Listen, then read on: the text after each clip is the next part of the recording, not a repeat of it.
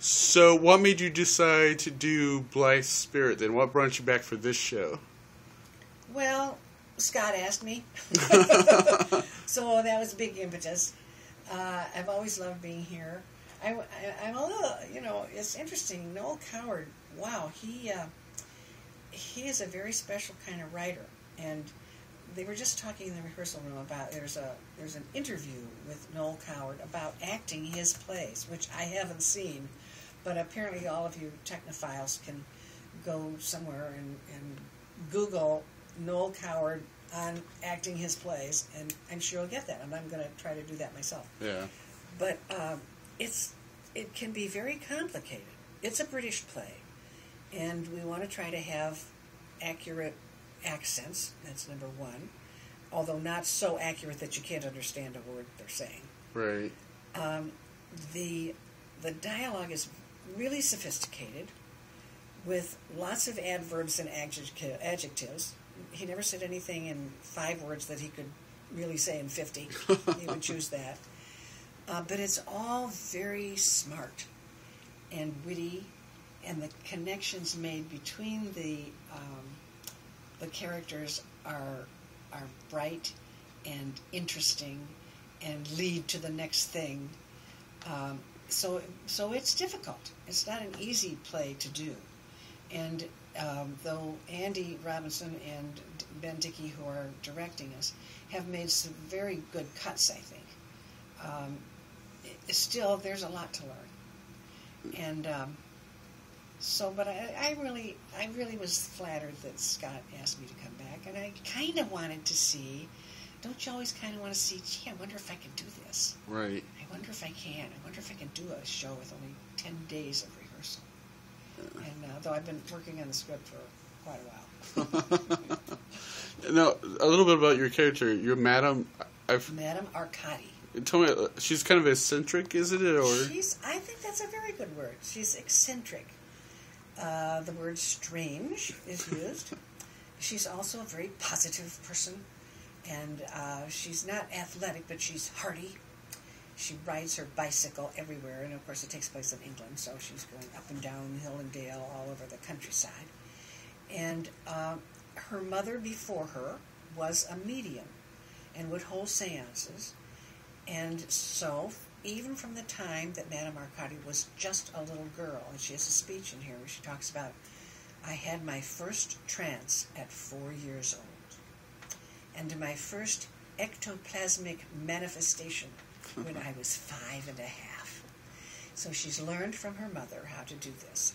And although one would wonder how actually successful she's ever been, she plows ahead and keeps going. And the male character, Charles, is an author. He writes books, and he's writing one about a homicidal medium. And he wants to do some research. So he and his wife have invited Madame Arcadi for dinner and to do a seance. So that's where we start. This dinner party with two other people, another couple, and Charles and Ruth, it's their home, and Madame Arcadi giving them a seance. And indeed, it seems that she has some success with this one. So it kind of goes from there, complicating everybody's life. I read somewhere where it was first produced in 1941 during the war. Yes. Is there a lot of war references? How does that affect the show, or does it? You know what? I don't know that there are a lot of war references. I think maybe it was more like getting your mind off the war. Okay. But, yeah, I'm trying to think. I don't know that there are any war references that I have. So total escapism, kind of. I think kind of an escape. It's a comedy, and I think what it says something like, pardon my glasses, an improbable farce. Okay. So I would say that it's not about anything about the war, but maybe to help you, get some relief from the war. Okay. Yeah. So it's a good time, and are there a lot of different themes in this show, or is it a good time show? It's a good time show. I think people will enjoy it. The characters, the Charles's first wife, died at a very when she was young, and he has since remarried. And eventually, her spirit and Charles and Ruth are all united in this plot that then Madame Arcadi has to kind of try to unravel. And it's funny how each person is affected in a different way by what she's been able to conjure up.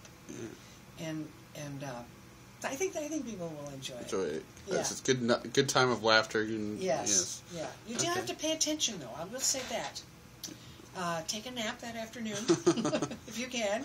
I plan to. Yeah, and then come and join us for a really good time. Okay. So is it, you said the words, kind of wordy. Is it a lot like Shakespeare where you have a... Well, no, it's not a whole kind of different language. Okay. But there are different rhythms. Some of it just clips along at this sort of breakneck speed. And I wish I could think of like one speech without taking too much time to try to find it.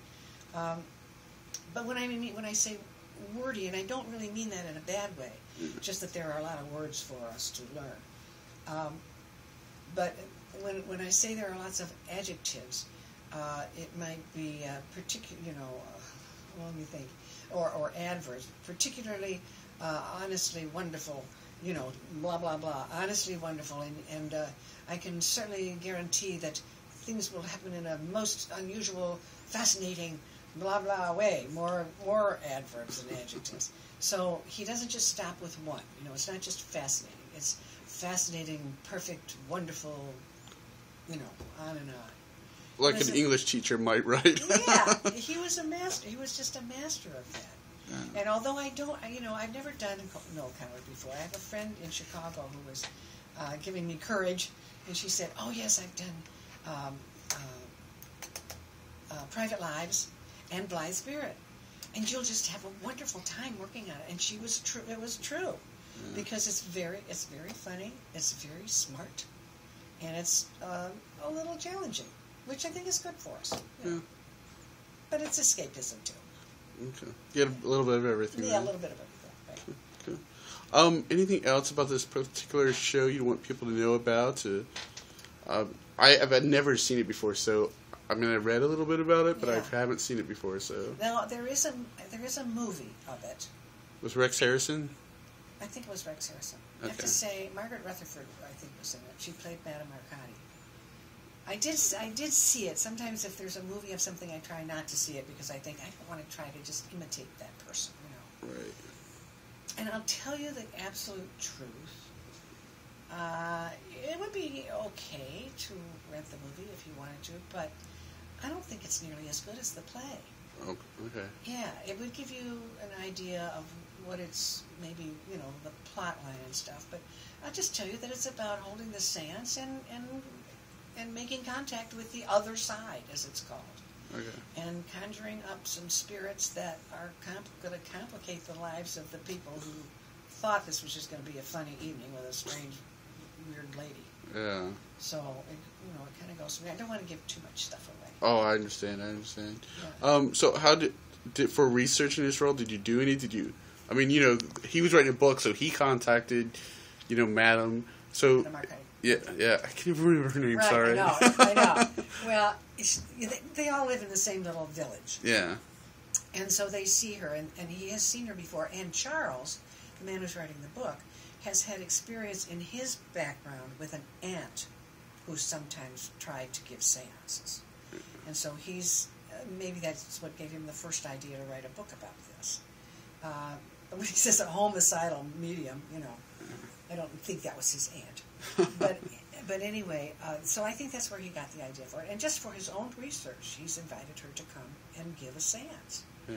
And he has to be careful who he invites to this, because they can't be too skeptical, or they might just laugh at the whole thing, and then she would be totally put off.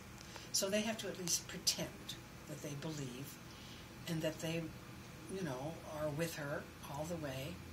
And she sets up the room in an interesting way, and she has a control, a person that she contacts in the other world who does that she's worked with for years, who happens to be a little girl who died in 1984. So now I'm talking too much about this plot. I want you to come and just see it for yourself. Okay, well, if you were invited to a seance, how much would you believe in what you're seeing? Well, and fortune telling and all that kind of stuff. Yeah, there's a lot there. I don't know. Sometimes I'm thinking, oh, wouldn't that be fun to just go to somebody who would look in your palm and tell your fortune? And then I think, I don't know, would it? I'm not sure that's a great idea to know what's going to be happening in the future. And I'm not sure whether people can do that anyway. Right. But Houdini, I think it was Houdini, before he died, he said to his wife, if there's a way of coming back and contacting you, I will do it. And I think he said on New Year's Eve at a certain hour. Yeah. And so for the rest of her life, she would have, someone give a seance to try to contact Houdini, and it never happened. And even she said it never happened. So, I don't know. Tricks of the trade, they mention that in here. Great. Yeah. Well, after this show, what are your plans? Well, after this show, I'm going back to Chicago. There's a wonderful little theater in Chicago. It's becoming pretty influential, called Chicago Dramatists. And they have a stable of playwrights that they nurture and produce. And there's a brand new play called Freshly Fallen Snow by a woman named Margaret Lewis that they're going to do this fall, and I'm going to be in that. They start their rehearsals on August 20th and open October 20th and open September 20th and run to October 28th. So that's right on the sort of front burner. And then after the first of the year, there's a lovely little theater in Evanston that's also doing a play that they've asked me to be in, so I'm going to do that.